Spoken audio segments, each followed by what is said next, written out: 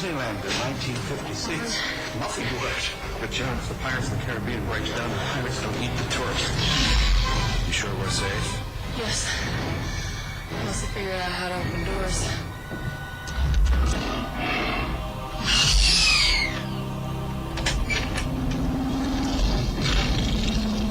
Jurassic Park. What is going on, ladies and gentlemen of the internet? It's your boy D-WIZZLE. Thanks so much for tuning back into the channel. And today we have something special for you. It is the Jurassic Park series. Today we'll be talking about all the Jurassic Park films, the first three, and then we're going to talk about Jurassic World, and leading up to Jurassic World Fallen Kingdom coming out very soon, and then we'll talk about that when we watch it. But today I have a special guest. We have Shannon Geoffrey, fellow YouTuber, close friend of mine. Go ahead and do your plugs real quick. Hey, what's up? I'm Shannon Geoffrey. My YouTube channel is my name, Shannon, Geoffrey. If you like short, funny skits, that's what I do. Yep, tune into her channel. She has a lot of funny stuff going on. Thanks. Yep. Thanks. So, today we're going to start with the first film in the Jurassic Park series. The original Jurassic Park came out in 1993, so it was a little bit before our time. Yeah. A little bit. We didn't get to see it in theaters because we weren't born or we were babies. So, yeah, this is going to be more of a laid-back conversation. We're just going to bring up whatever points we remember from the movie and just have a casual discussion about it. It's more laid back. As you see, we're by a park. We're just chilling by the ocean. Very relaxing. Nice setting here. Tried to make it look like an island. Right. Exactly. Just like Jurassic Park. Okay. Jurassic Park, I'm a huge fan of Jurassic Park. Even though I didn't get to see it in theaters, I remember watching this on television when I was a kid. It just randomly came on and I watched it, and I was blown away when I was a kid. This was something I haven't seen before. I wasn't even that huge into dinosaurs before watching this. Really? I mean, yeah, I watched like The Land Before Time and stuff like that, but when it came to dinosaurs, I wasn't that fascinated about it. But this movie made me really interested in dinosaurs, and I feel like this really helped mold my appreciation and passion for film. This movie is great. This movie is directed by the legend Steven Spielberg, one of the greatest directors out there. Who also did Land Before Time. Yes, he also did Land Before Time. See how things connect. Yes, and he also filmed stuff, of course, like E.T. and Ready Player One. Ready Player One. Yeah. Most recently, he did Ready Player One. People in the comments are about to be like, "Oh, why don't you remember any Spielberg films?" Man, okay, give me a second. There's a whole lot of Spielberg films that he did. Like, I'm just thinking now, he did Indiana Jones. Yep. All the Indiana Jones BFG. films. The BFG. Saving Private Ryan. Yep. The list goes on and on. Schindler's List. Yeah, this. Speaking of lists, the list goes on. The list goes on and on. Yeah. So yeah, I was mesmerized by this movie. Even though this movie came out in 1993, it still holds up today. The special effects are groundbreaking, and I think paved the way for other films to use the same skills that Spielberg did for this. What did you think about Jurassic Park, Shannon? Well, Jurassic Park 1 obviously terrified me when I first saw it. Oh, really? Yeah, I was probably like 4 or 5 when I started watching it, but obviously I loved it, mainly because my family was so into it, but yeah, it's definitely my favorite in the whole Jurassic Park series. If that's the same for you. Yeah, that is the same for me. Yeah, for sure. Definitely. Now that I think about it, he also did Jaws. He did Jaws, yes, exactly. But he also like cheated a lot of cinema rules in Jaws as well as Jurassic Park that we're probably going to be talking about. For sure. But yeah, so we already talked about the special effects. So I'm not one of those people that trash on films using CGI all the time because, I feel like CGI has its place in film. But at the same time, you can't deny, how good practical effects can be used in film. It helps bring a sense of reality. Like you can feel like you can actually touch it. It doesn't feel like something's not there. Yes. So Spielberg found a great way to blend the practical and special effects in this film for the dinosaurs. I mean, me analyzing CGI, I can pinpoint little details and tell that, okay, yeah, this is a CGI effect. But for the most part, it's like when they do transitions from practical to CGI, you can't really tell. It's like, this movie came out in 1993, and it's done that well. I wish the future Jurassic Park installments did it just as well, but we'll get to that later. But, okay. Yeah, what do you think about the special effects? Well, actually, yeah, it's strange how, like, it's the oldest Jurassic Park film, but personally I feel like the effects for the dinosaurs were the best in this movie out of all the Jurassic Park movies. Not necessarily Jurassic World, but definitely Jurassic Park. The raptors were terrifying, very smart, and obviously the iconic kitchen scene with the raptors were probably one of the best well done effects for dinosaurs. And of course we have to talk about when they're in the rain in the Jeeps and the T-Rex scene. Oh my goodness, one of the best scenes in cinema history. Oh my goodness. It was classic. Yes, that with the lawyer being eaten. Oh, out the stall, like, oh my goodness. And the freaking just the T-Rex up to the Jeep, and it's just, you see the eye moving. All that was puppetry, and that looked real. It's like how they were interacting with this environment. It was legit terrifying. I was just mesmerized by it. And that might have been Spielberg's doing, because Spielberg, I think, had the most power in this movie than all the other Jurassic Park movies. So that might have been Spielberg's doing. Spielberg is a genius when using. He's one of the best attention to detail directors out there. Yeah. It's like he only uses CGI or other effects when it's absolutely necessary. If he sees that there's a shot, there's like, okay, we can use some practical effects here, he'll use it. If there's a shot there, okay, it probably needs some more effects, so use CGI. It's like other films and other directors get carried away with a bunch of CGI, some of the Marvel films. Yeah. But yeah, it's like they just want to use everything for CGI, and normally that's fine, but another thing with the CGI being there all the time, it doesn't always feel polished. It feels kind of lazy. So the CGI in this one, it looked really good.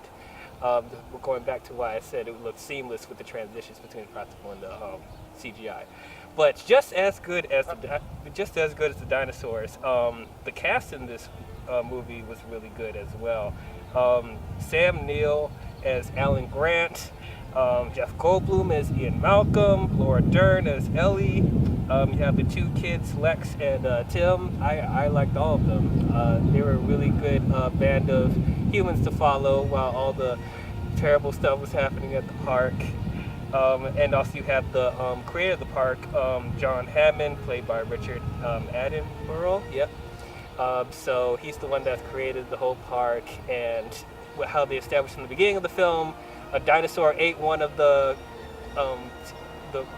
team members working at the park, and so he has to get the park checked out by certain specialists and Scientologists to make sure that the park is safe. And so that's when Alan Grant and what's it called? Paleontologists. I can never say that word correctly. But yeah, so they get a bunch of paleontologists to check out the park. And also on the side, the character Dennis Nedry, played by Wayne Knight, who also works at the park, feels like he's not getting paid enough to work there. So he has this secret mission from this other... Danzig. Huh? Danzig, yeah, the secret organization trying to steal the dinosaur DNA to create dinosaurs for their own Oh wait, is it purposes. Danzig or is it? I think is it Dotson? I think it's Dotson. It's Dotson. I'm gonna say Dotson. We got Dotson. If it's incorrect, I'm sure they'll correct us in the comments. Actually, it was this, but Thanks, guys. Yeah. yeah. But yeah, so he tries to steal the embryos from the park, but in turn, he messes with the security system that's holding the dinosaurs in their cages, and of course, the dinosaurs run amok. Yep.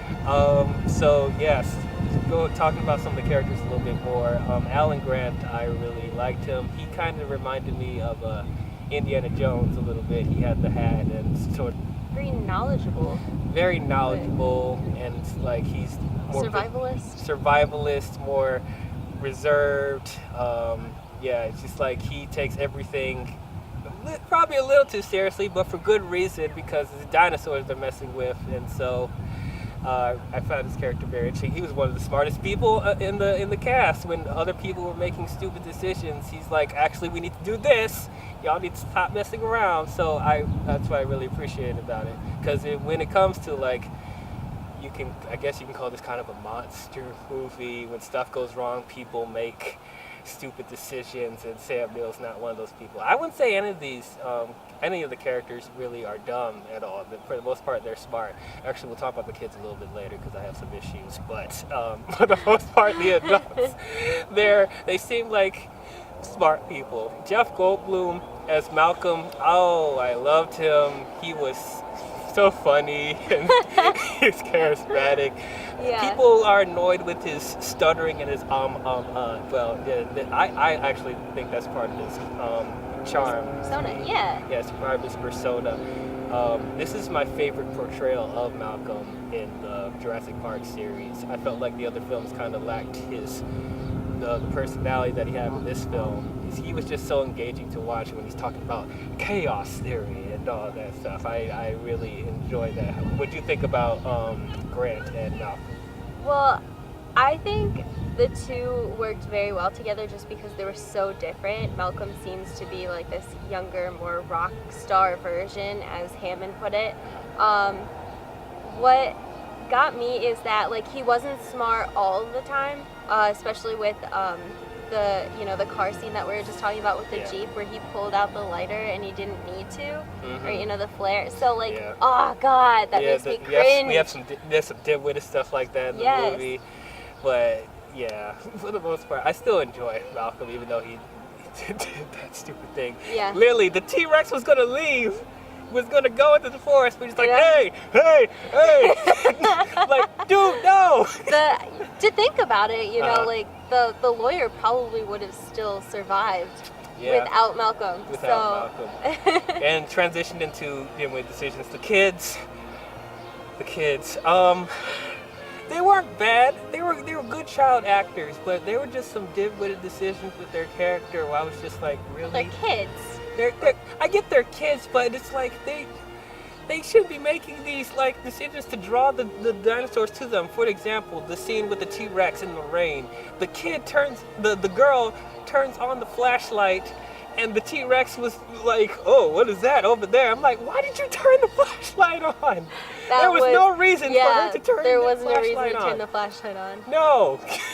Other than to just antagonize, the dinosaur, so that way you get a good scene of dinosaur versus children in a Jeep, I mean, yeah, that's a nice scene. There could have been a more natural way to do that, but yeah. Yeah. And the girl kept screaming every 5 seconds, and I'm like, can you just stop screaming? That's true. Like, I get it. She's terrified. I'm not expecting her not to scream, but it's every time she sees a dinosaur, she's like, ah! I'm like, dude, you're like inches away from being as annoying as the girl from Temple of Doom. She's probably oh my gosh. But other than that, I found them likable when they were being more cheery and being more astounding in the park, being like, ooh, what is this? Oh, what is that? And like I found that likable. So when the stuff hit the fan and they were trying to escape from the island with Grant, it's like I actually wanted them all to survive, so yeah, that's good. Another character we didn't really talk about that much yet. Laura Dern's character. I really liked her. She was very sweet. Little Ellie. There was a little love interest going there with Grant. They don't full out acknowledge it, but you can tell that just they have some break it. feelings for each other, and it's like they possibly want to have a family. So I thought that was kind of nice. They didn't spend too much time on it to take away from the main plot, but Right. yeah, I did like them together. I'm so glad that they continue on that for the rest of the franchise. Anyway, but yeah, I really did enjoy her. I wish she had a little bit. She didn't feel like she had as much of a presence as Malcolm and Grant, but she did have stuff to do. It's like she wasn't useless, but I felt like she wasn't as front and center as Grant and Malcolm, and maybe that was intentional. But I did really like her character, and I wanted to see a little bit more. But what did you think about her? Well, on like a feminine perspective, I think she was a very strong character. Even if she was in a relationship with Grant, she was a very independent person. She stood up to Hammond and told him that what he's doing was crazy, and she even had the strength to just take a walkie-talkie and go into that other part of the park where like all the generators were, I think, to like reset the fences and everything. So she had a lot of strength in her that I like really admire, and I thought that she was a very strong, independent female character. That I think that was mainly her big role in the movie. It added some like classic femininity to it. Femininity. She's very strong, Very superwoman. strong, yeah. Yeah. It wasn't in your face like Yeah. it is today with certain female characters. They want to shoehorn in and be like, oh, she's independent, she Right. don't need no man. Yeah. Man. Yeah. No, this is the way to introduce a strong female character Yeah. without making it feel like it's an agenda going on. And she wasn't a damsel in distress. She knew what to do when the bad stuff was happening. She knew how to help the others. And yeah, she was calling out Hammond on his what's that his name? Kind of his ignorance. Yeah. Yeah, Hammond. Yeah. So yeah, she was calling out Hammond on his bull crap. So yeah, that's what really drew us to her. Yeah, and Lex couldn't provide that. Lex is very young, Yeah. right? So Right. like she couldn't provide that like strength in a female that Ellie was able to provide and everything. Yeah. But to give a little bit more credit to Lex, like when they were escaping in that wherever that building that was, she did help. She was like trying to The kitchen? No, after the kitchen, when she was trying to type something in the computer. And She's a hacker. She's a hacker. Oh Yeah. yeah. So that was a little detail that I forgot about. But Yeah. But yeah, she's a hacker. So that's a nice little details there. Yeah. Going back to calling out Hammond on this bullcrap, I like one of the best scenes when they were at the dinner table, and Malcolm has his little iconic his iconic speech talking about before you even knew what you had, you packaged it, you patented it, you put it on a sticker on a lunchbox, and you just sold it. We sold it. I'm like, you have no idea how relevant that is today, because in a world where there's a bunch of remakes and sequels and based off ofs and just putting out products just because, like that whole speech is still very relevant today, and I'm so glad it was in this movie.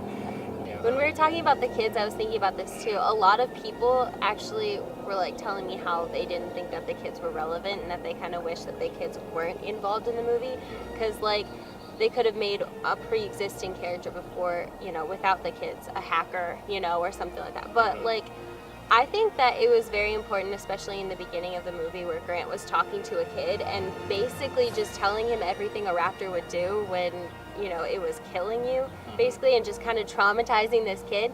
It just shows so much character development in Grant. So that's why I feel like the kids were very necessary in this movie. And I understand why they didn't show up in the rest of the movies, especially because Hammond couldn't show up. But yeah, I just feel like that the kids were very necessary, despite like, how ignorant and annoying and how much trouble they might have caused. I think the kids were very necessary for character development. boy could have passed the gun to her when they were trying to hold the door closed from the rafters.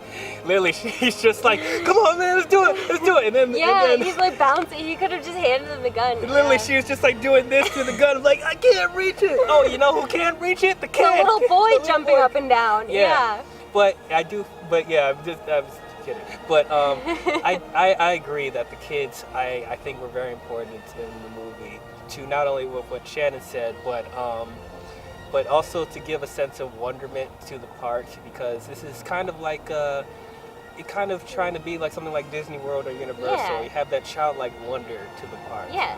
Hannah said it himself, like the kids were the target audience, you know? Yes. So it's like my target audience is here, you know? So Exactly. So even though in real life it will probably be the worst idea ever, I could almost see something like this happening in real life. Now, it is ridiculous that a mosquito has dinosaur DNA and people can extract the DNA to create dinosaurs. Yeah, that's unrealistic, but they did it in a way that it made it seem tangible.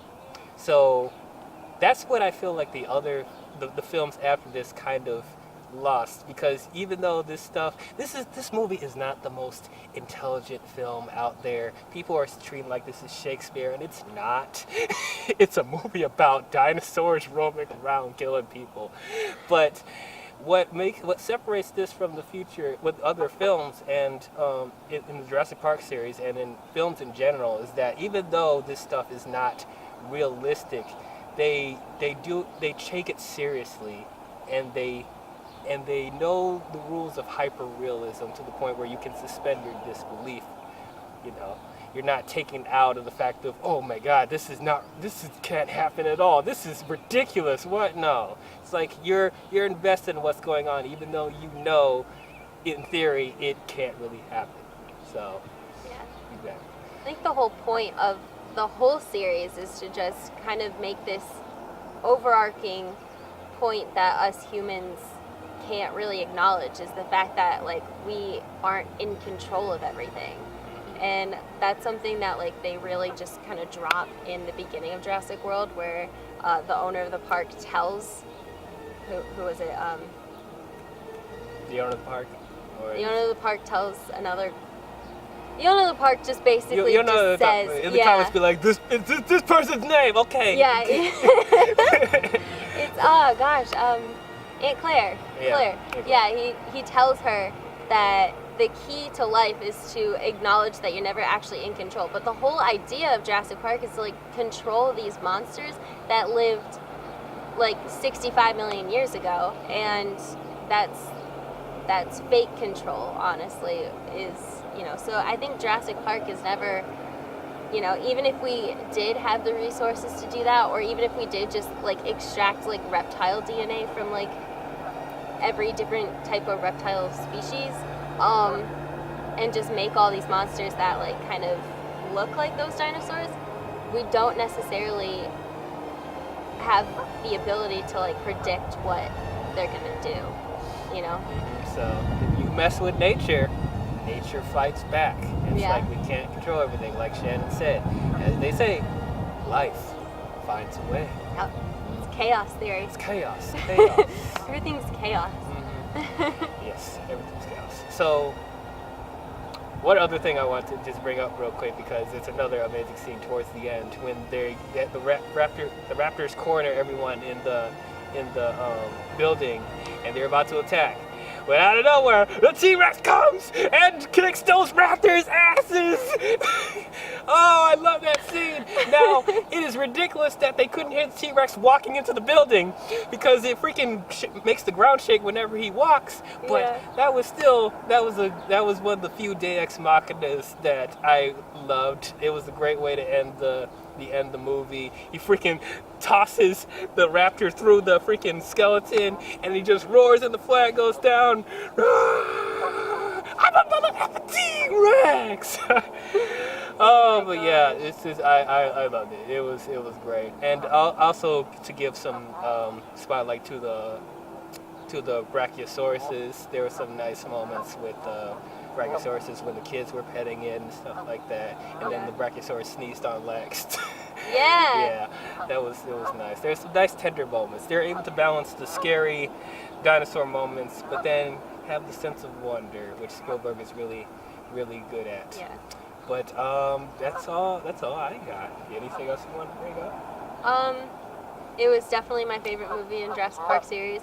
But like, I think just probably the worst quality CGI in that part of the movie would be where like the people were like, it was Grant and the two kids. They were hiding behind this giant log, and they were watching the dinosaur eat part of the herd of dinosaurs. I don't remember what he said it was, but like, yeah. So like, they were watching the T-Rex basically eat, and what's the little boy's name again? Tim was like, look at all that blood, you know, like that. Look at all that blood. That was probably the lowest quality CGI, but for a '93 movie, that was like, I think that was really high quality. Yeah. So I think this movie was probably before its time. But Definitely, we'll talk for sure. about how low quality the other movies are compared to this one. Yeah. So yeah, overall, yeah, this is one of my favorite films of all time. This is my favorite one in the Jurassic Park franchise for sure. Yeah. I revisit this every year, probably at least twice. But Like once a week. once a week. Yeah. Yeah. I'm not complaining. But yeah, definitely love this movie. If you guys haven't seen Jurassic Park, first of all, what is wrong with you? Go cop it somewhere. Go watch this movie. It is so good. Yeah. But yeah, overall, I give Jurassic Park an A-. What do you give? Like a solid A to an A+, honestly. Okay. I love this movie. I really do. Yes. So it's not only entertaining, but it has a really good message. But Yes. yeah. All right, that is our review of Jurassic Park. What did you guys think of the first Jurassic Park? Did you guys love it? Did you guys hate it? Did you guys think it was okay? If you guys hated it, please tell us why in the comments, because I need to know. But so the next film we're going to be talking about is The Lost World, Jurassic Park. And yeah, some things to say This is about a different story. Very different story. Yeah. And we will see you guys in that next video. If you guys enjoyed this video, please leave a like, leave comments, subscribe to my channel. Make sure you hit the bell so you'll be notified of the next video I'll be putting up. And share the video. And thanks as always for watching, and we'll see you guys in the next one. Talk to you later.